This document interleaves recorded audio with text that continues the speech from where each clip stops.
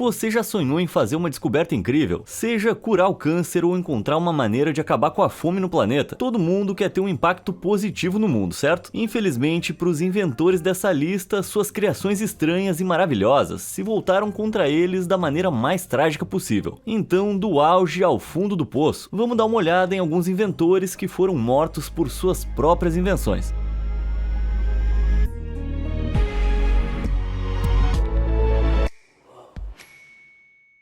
Bater de asas. Seria uma tolice pensar que esses inventores não são as pessoas mais inteligentes. Na verdade, alguns deles foram gênios de sua época. Por exemplo, Abu Nasser al-Jawari. Ele foi um notável estudioso persa nascido no Cazaquistão, em algum momento do século XX. Ele trabalhou como lexicógrafo e escreveu um livrinho aí. Não sei se você já ouviu falar. O nome é Dicionário. Caramba! Tá, não é um dicionário que você ou eu poderíamos usar, porque ele era inteiramente em árabe. Ainda assim, era um cara bem inteligente. Al-Jawari passou seus dias viajando pelo Oriente Médio antes de se estabelecer em Nishapur, onde hoje é o Irã. Mas foi aí que as coisas começaram a dar errado para ele. Segundo alguns estudiosos, apesar de ser incrivelmente inteligente, Al-Jawari começou a sofrer sérias ilusões mentais sobre ser um pássaro. Que papo é esse? Na primeira década do século XXI, Al-Jawari subiu ao telhado da mesquita de Nishapur com 2 asas de madeira nas quais ele passou meses trabalhando. Ele acreditava que com essas asas cuidadosamente criadas e sob medida, ele poderia realizar sua fantasia de voar, só que não saiu exatamente como planejado. Depois de saltar do telhado da mesquita e bater freneticamente as asas, ele caiu de cara no chão. Coitado, acho que não tinha a palavra burrice no dicionário dele. Balão da desgraça.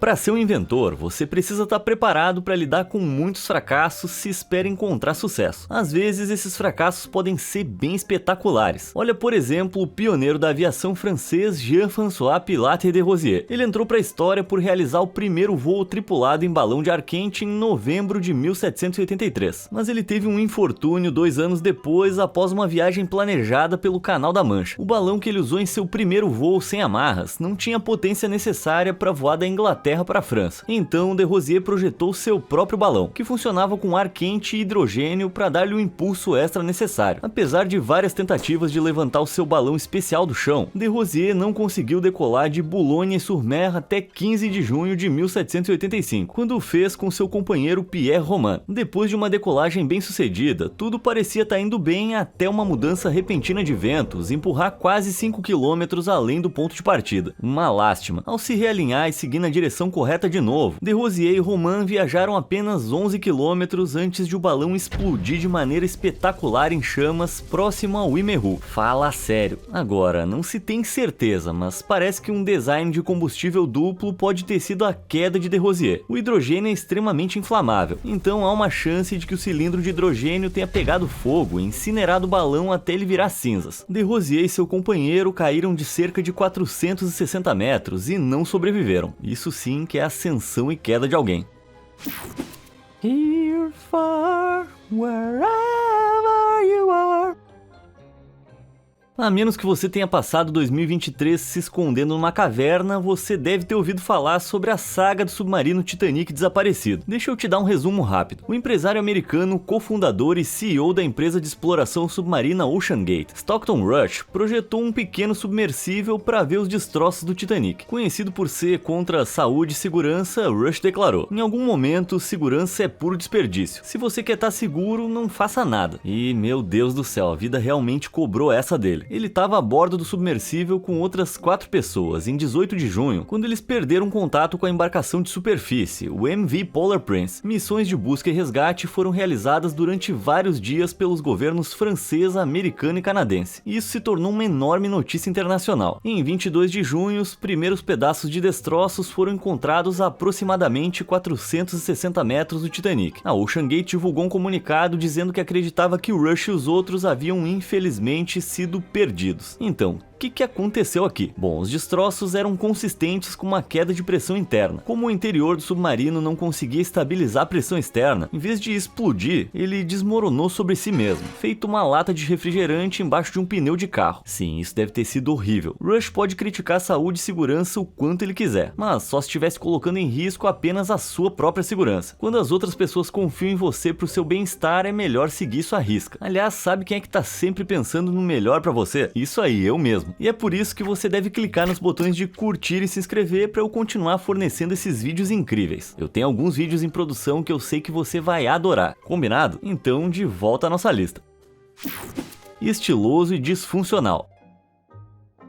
Eu sei que você se preocupa com seu visual, mas às vezes as opções estilosas não são as mais práticas. Bom, pro alfaiate austro-húngaro Franz Reichelt, a função superava a forma todos os dias. Ele se fixou na ideia de desenvolver um traje para aviadores que pudesse se transformar em um paraquedas em caso de emergência e trazê-los de volta ao chão com segurança. E rapaz, essa coisa aí ficou bem estilosa. Reichelt realizou alguns testes bem-sucedidos com seu traje elegante, jogando um manequim de teste da sua sacada no 5º andar em Paris. Só que se ele realmente queria que essa coisa decolasse, ele precisava de uma plataforma bem mais alta para testar sua invenção. Depois de meses de contato com a polícia de Paris pedindo para testar do topo da Torre Eiffel, em 1912 eles finalmente concordaram. Só que no dia do teste, Reichelt decidiu que em vez de usar o manequim com o qual ele vinha fazendo os testes, ele ia usar um manequim ainda maior, que no caso era ele mesmo. Isso não estava acordado com a polícia, mas Reichelt foi em frente e fez de qualquer maneira. Bom, seu paraquedas falhou ao abrir depois que ele pulou e caiu de cerca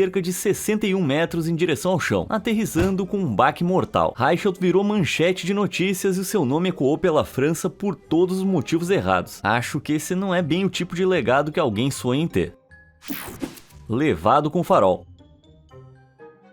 As redes sociais hoje em dia adoram um empreendedor, sabe? Alguém que trabalhou duro e se construiu do zero. E uma dessas pessoas com olhar afiado para os negócios foi Henry Winstanley. Ele foi um pintor, engenheiro e comerciante inglês do século XVII, que investiu o dinheiro que ganhou com as suas pinturas em 5 navios mercantes. Infelizmente, a vida em ascensão era difícil e 2 desses navios naufragaram brutalmente nas rochas de Eriston, próximo a Plymouth, na Inglaterra. Winstanley ficou indignado que nada estava sendo feito para proteger os navios que passavam por essas águas perigosas. Em vez de sentar e reclamar, ele decidiu tomar a iniciativa e começou a construir o primeiro farol de Eriston, para garantir que outros comerciantes não sofressem o mesmo destino que ele. A construção da grande torre octogonal começou em 1696 e foi concluída em 1698. Winstanley estava incrivelmente orgulhoso da sua realização. Alguns poderiam dizer que um pouco orgulhoso demais. Durante a grande tempestade de 1703, um clima extremamente severo e as ondas gigantes devastaram a costa britânica. Em resposta,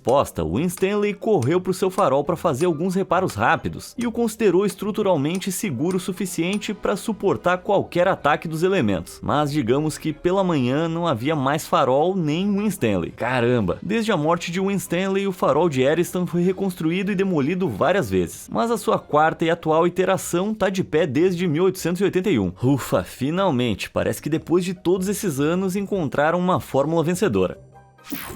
Astronauta maluco. Eu sempre quis ter um nome legal quando eu crescesse. Eu tentei usar Snake Venom Panther Strike por um tempo, mas não pegou. Então, quando eu ouvi falar de Mad Mike Hughes, eu fiquei um pouco curioso sobre como esse nome surgiu. Mad Mike passava os seus dias como motorista de limusine, mas à noite era um teórico da conspiração da Terra plana e um aventureiro. Sim, ele era chamado de Mad Mike, ou Mike Maluco, porque ele era literalmente insano mesmo. Mike queria fazer várias viagens de foguete ao espaço para fotografá-lo como um disco plano, mas sem dinheiro ele recorreu ao financiamento coletivo para toda a operação. No total, ele arrecadou $7.875, o que não parece ser dinheiro suficiente para construir um foguete seguro. Mas depois de um voo de teste bem sucedido em 24 de março de 2018, Mike voltou ao solo em segurança depois de atingir velocidades de aproximadamente 560 km por hora, enquanto estava a mais de 550 metros de altura. Impressionante, hein? Mas não contente com apenas um voo, Mike decidiu tentar outro lançamento em fevereiro de 2020. Bom, e esse não saiu como planejado. Testemunhas no local disseram que viram o foguete em atrito contra o aparelho de lançamento antes da decolagem. Então, uma vez que estava no ar, o paraquedas de pouso foi arrancado da nave. Sem nenhuma maneira de pousar com segurança, o voo furioso de Mad Mike terminou de maneira bem horrível, em uma fumaça no chão. Pior de tudo é que havia uma equipe de filmagem lá para capturar tudo para um programa de TV. E cara, eu ainda não consigo conceber como é que esse astronauta besta conseguiu fazer um foguete funcional com apenas $7.000. Tô até surpreso que ele não tenha ido tão longe a ponto de se amarrar do lado de fora do foguete. Mas falando sério, apesar dessa tragédia, o foguete caseiro dele foi bem impressionante. A NASA poderia ter dado um emprego pra esse cara. Isso é, se a NASA realmente existir, né? Não, sério, não vamos por esse caminho. A NASA existe, chega desse papo. Inovador aéreo.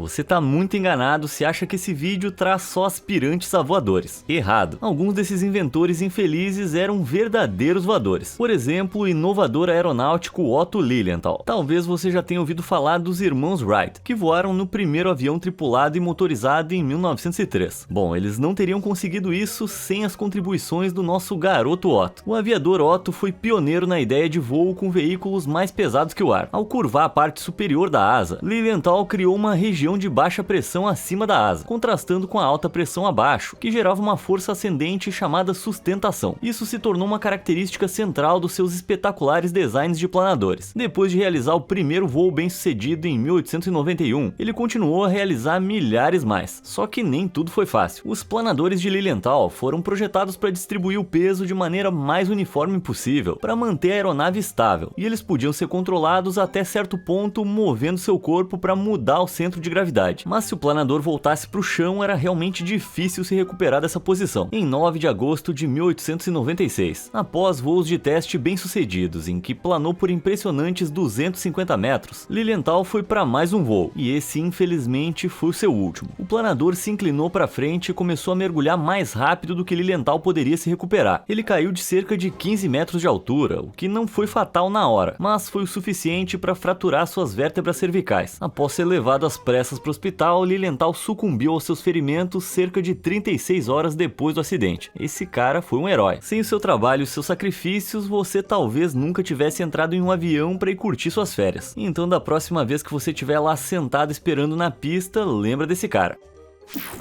Loucura de motocicleta.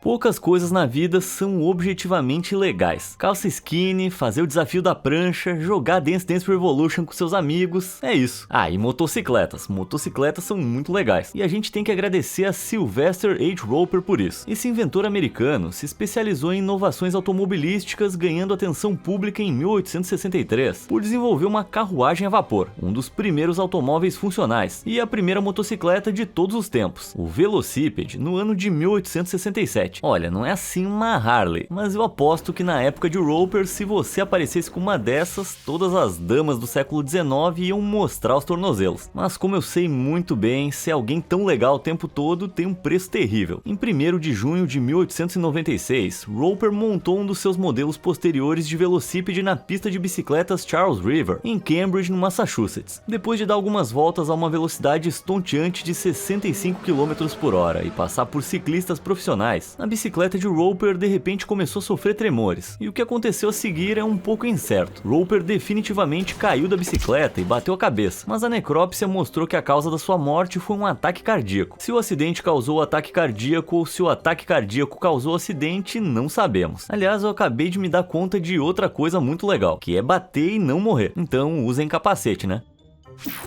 Enrolado.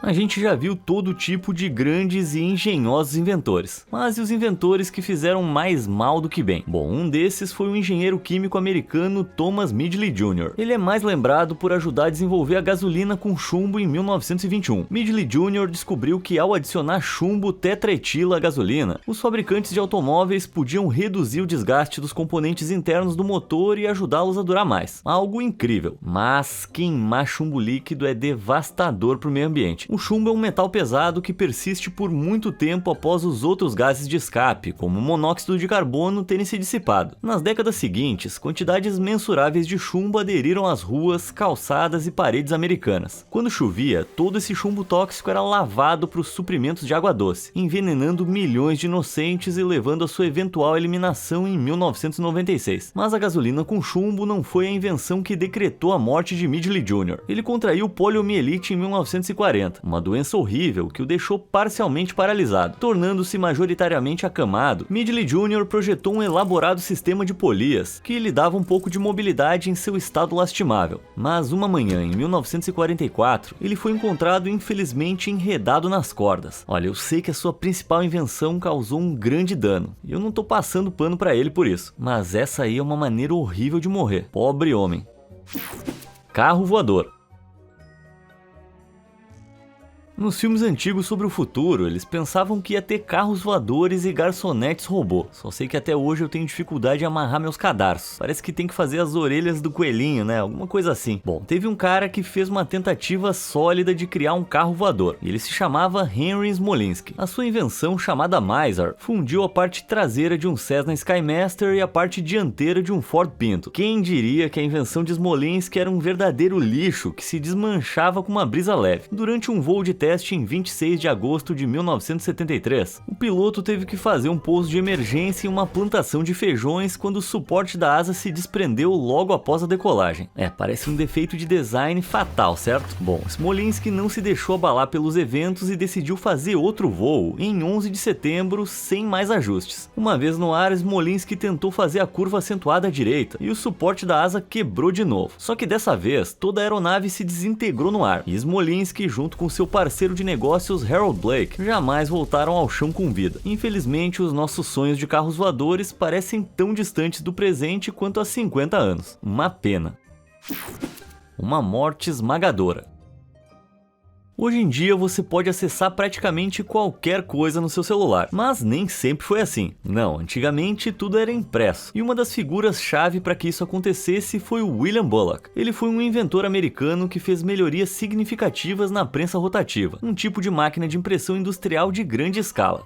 A contribuição de Bullock para a prensa rotativa foi projetar um sistema que alimentava um rolo contínuo de material na prensa, significando que ninguém precisava ficar lá alimentando ela o dia todo. Legal. Só que em abril de 1867, enquanto fazia alguns ajustes em uma das suas novas prensas no jornal Philadelphia Public Ledger, Bullock chutou a máquina e prendeu sua perna, que foi esmagada nesse processo. Eita! Agora, esse acidente por si só não foi suficiente para tirar sua vida. Porém, a perna contraiu gangrena e ficou infectada. Ele faleceu alguns dias depois durante uma cirurgia na sua perna doente. Uma maneira verdadeiramente horrível de morrer. E eu nunca fiquei tão feliz por poder ler as notícias no meu celular.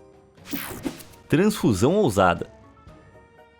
Quando eu paro pra pensar, eu vejo que a minha vida é bem monótona. Eu escrevo um roteiro, edito um vídeo, sou aclamado pelas hordas de fãs leais do Fala Sério. É tranquilo, mas eu gosto. Mas quando eu ouço falar de pessoas como Alexander Bogdanov, fica difícil não me comparar. Esse médico, filósofo e escritor de ficção científica russo cofundou os bolcheviques, um partido político revolucionário da Rússia. Que vida louca. Só que Bogdanov é mais lembrado por ser um pioneiro nas transfusões de sangue, onde o sangue é transferido de um paciente para outro. Em 1924, Bogdanov embarcou em alguns experimentos questionáveis. Ele esperava alcançar a juventude eterna, ou pelo menos um rejuvenescimento parcial, ao se transfundir com o sangue de pessoas mais jovens, com o consentimento delas, vale ressaltar. E de acordo com algumas avaliações duvidosas de colegas, ele teve certo sucesso. Ele alegou que a sua visão melhorou, a sua calvície parou e os seus colegas disseram que ele parecia de 7 a 10 anos mais jovem. Se dá pra acreditar nisso, aí eu deixo pra vocês, mas eu acho que isso é bem suspeito. Só que em 1928, tudo terminou de maneira horrível quando Bogdanov decidiu trocar sangue com um estudante seu, que ele sabia que tinha malária e tuberculose. O que exatamente ele estava esperando alcançar com isso, não faço ideia. Mas o estudante se recuperou totalmente.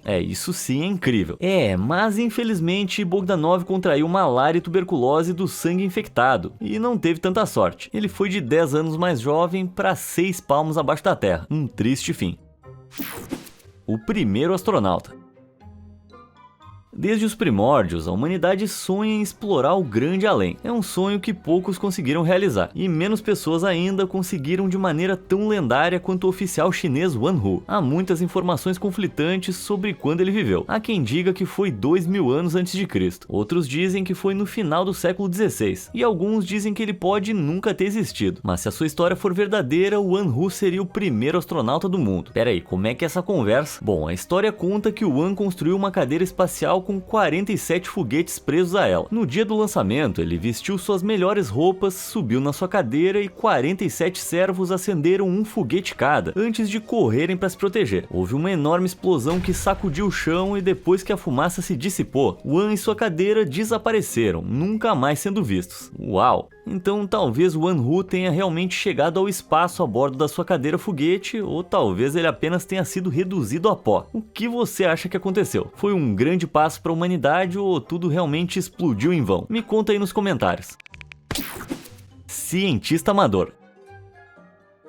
Você conhece alguém que quer dar opinião sobre qualquer coisa sem entender nada? É muito irritante, né? Bom, o artista britânico de aquarelas Robert Cocking era exatamente esse tipo de pessoa. Apesar da sua carreira de pintura ser mais ou menos bem sucedida, Cocking sempre se considerou um tipo de cientista amador. E ele era muito, mas muito amador. Apesar de não ter nenhuma qualificação científica, Cocking soube do primeiro salto de paraquedas na Inglaterra em 1802 e achou que podia fazer melhor. Então ele passou os próximos anos da sua vida redesenhando um novo paraquedas em forma de cone com 32 metros de circunferência. Depois que o seu protótipo de projeto estava pronto, ele contatou 2 amigos que possuíam um balão de ar quente para ajudá-lo a testar sua obra-prima. Em 24 de junho de 1867, apesar de ter impressionantes 61 anos, e lembrando, nenhuma qualificação formal em ciência, Cocking subiu suspenso sob o balão. A mais de 1.500 metros de altitude, ele se soltou, mas o paraquedas em forma de cone inverteu, fazendo Cocking despencar em direção ao chão. O design não tão inteligente de Cocking se desfez completamente a algo entre 60 e 90 metros do chão, e ele não sobreviveu ao impacto. No fim das contas, ele era consideravelmente mais pesado do que havia previsto. Que burrada, que sirva de lembrete pra você. Deixa as coisas inteligentes pra pessoas inteligentes. Vai lá brincar com seus lápis de cor. Montanha abaixo. Ah, imagina ser jovem e cheio de vida de novo. Infelizmente, a minha juventude agora é só uma memória distante. Mas um jovem inventor promissor, chamado William Nelson, sofreu um destino incrivelmente trágico que encurtou sua vida. Com apenas 24 anos, Nelson trabalhava para General Electric em Schenectady, em Nova York, onde era visto como um talento promissor com um grande potencial. Só que em 3 de outubro de 1903, Nelson levou a sua mais recente e potencialmente maior invenção para um novo passeio. Era um protótipo de bicicleta motorizada que ele levou para o topo de uma colina perto da casa do seu sogro. Não se sabe exatamente o que aconteceu com o nosso garoto Willie, mas ele subiu na bicicleta e desceu a colina em alta velocidade. Se ele perdeu o controle, colidiu com uma árvore ou simplesmente caiu e bateu a cabeça, ninguém sabe. O que sabemos é que ele teve um acidente no meio dessa descida e quando chegou ao pé da colina já não estava mais vivo. Isso é de partir o coração. Bronze ardente. Pode acreditar, eu já trabalhei para alguns narcisistas maníacos na minha vida, e algumas pessoas simplesmente não são bons líderes, e isso se enquadra perfeitamente a Fálares, o tirano. Ele governou Acragas, na Sicília, por volta de 570 a.C., e tinha uma reputação notória pelas suas punições excessivamente cruéis. Eu não posso falar todos os detalhes horríveis sem incomodar os meus tiranos aqui do YouTube, mas tinha uma punição, chamada Touro de Bronze, que acabou se voltando contra ele. Um dos funcionários devotos de Fálares propôs a ideia doentia de um touro em tamanho real feito de bronze que era oco por dentro. Fálares podia colocar os seus inimigos dentro do touro, acender uma fogueira embaixo dele e fazer os seus inimigos sumirem. Eita, isso soa horrível. Fálares adorou a ideia, mas decidiu adicionar alguns detalhes bem cruéis, como fazer a fumaça sair pelo nariz como nuvens de incenso. Nossa, que cara doente. Bom, mas o que vai e volta. Segundo a lenda, quando Acragas foi derrubada por Telêmaco em 554 a.C., Fálares provou do seu próprio veneno. Telêmaco colocou Fálares dentro do touro de bronze, e esse foi o fim dele. O karma pode ser bem cruel na hora de pagar as dívidas, e no caso desse governante maligno até que demorou. E assim a gente chega ao fim de mais um vídeo. Que jornada, hein? Qual dessas calamidades catastróficas você achou mais curiosa? Me conta nos comentários e até a próxima. Obrigado por assistir.